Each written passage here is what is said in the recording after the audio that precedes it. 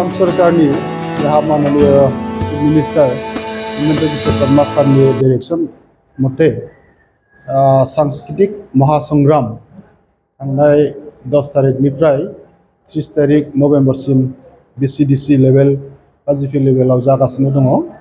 बे हिसाबैनो दिनै केलेन्डार हिसाबै शेड्यूल प्रग्राम हिसाबै देवस्रियाव होनाय जादों। बेनिजों लोगोसे रुनिखाथायावबो प्रग्रामा जागासिनो दङ, क'क्राझारावबो जागासिनो दङ। बेयो जोंनि चिराङाव दाख्लै 10 तारिखनिफ्रायनो मोजाङै मोजां जागासिनो दङ। बेवहाय स्पेसियेलि खननाय आरो मोसानाय बे जादों।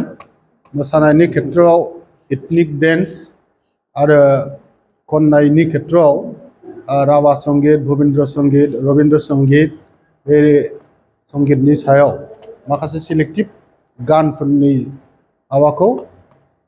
गानखौ खनहोनाय जादों। बेवहाय जोंहा सरकारनिफ्राय जाज हिसाबै सिलेक्शन जानानै फैखानाय दं।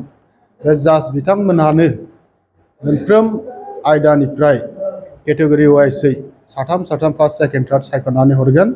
बे सायख'नानै हरनायफ्रा जाय सायख'जादों बिथांमोना नेक्स्ट स्टेजाव जोंनि बेंटल कलेजाव अडिट'रियाम जानो गोनां LAC लेभेल समष्टि लेभेलनि कम्पिटिशनाव पार्टिसिपेट खालामहैगोन। आरो बेवहाय जायनोखि देरहागोन बिथांमोनखौ जिल्ला भित्तिक जिल्लायाव LAC वाइज जोंनाव चिरां डिस्ट्रिक्ट हिसाबै सिडली LAC आरो बिजनी LAC दङ। बे मोननै LAC जों कम्पिटिशन जागोन। ओमफ्राय बेनिफ्राय आरो सेलेक्शन खालामलांबावनानै बिसोरखौ स्टेट लेभेलाव गेलेहोहैनाय जागोन। गेलेहैनाय माने पार्टिसिपेट खालामहैनाय जागोन कालचारेल सेक्सनाव। बेखिनियानो। धन्यबाद।